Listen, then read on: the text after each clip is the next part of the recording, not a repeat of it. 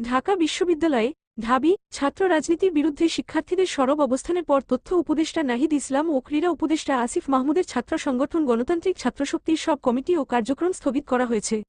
শনিবার ১৪ September ছাত্রশক্তির Facebook page থেকে এই ঘোষণা দেওয়া হয়। ছাত্রশক্তির ঢাকা বিশ্ববিদ্যালয় শাখার সদস্য সচিব ও বৈষম্যবিরোধী ছাত্র আন্দোলনের সমন্বয়ক আবু বাকের মজুমদার গণমাধ্যমকে এই তথ্য নিশ্চিত করেছেন। অন্তর্বর্তীকালীন সরকারের তথ্য উপদেষ্টা নাহিদ ইসলাম এই সংগঠনের কেন্দ্রীয় সদস্য সচিব পদে ছিলেন।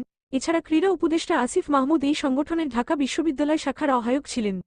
সম্প্রতি গণঅভ্যুত্থানে নেতৃত্ব দেওয়া বৈষম্যবিরোধী ছাত্র আন্দোলনের অধিকাংশ সমন্বয়ক দলনিরপেক্ষ এই ছাত্র সংগঠনের বিভিন্ন পদে ছিলেন। সমন্বয়ক লুৎফর রহমান জাহাঙ্গীরনগর বিশ্ববিদ্যালয়ের আরিফ সোহেল যুগ্ম আহ্বায়ক পদে ছিলেন। এছাড়া যুগ্ম সদস্য সচিব পদে ছিলেন সমন্বয়ক নুসরাত তাবাসসুম। সমন্বয়ক আব্দুল কাদের ও তারেকুল ইসলাম সংগঠন ঢাকা বিশ্ববিদ্যালয় শাখার যুগ্ম আহ্বায়ক ছিলেন। আবু বাকের মজুমদার ছিলেন ঢাকা বিশ্ববিদ্যালয়ের সদস্য সচিব। ঢাকা বিশ্ববিদ্যালয়ের যুগ্ম সদস্য সচিব হিসেবে ছিলেন রাফিয়া রেহনুমা হৃদি, আব্দুল হান্নান মাসুদ। এছাড়া সদস্য হিসেবে মো. রাশিদুল ইসলাম রিফাত, হাসির আল ইসলাম, আবদুল্লাহ সালেহী নয়ন, মুসাদ্দিক আলী ইবনে মোহাম্মদ যুক্ত ছিলেন।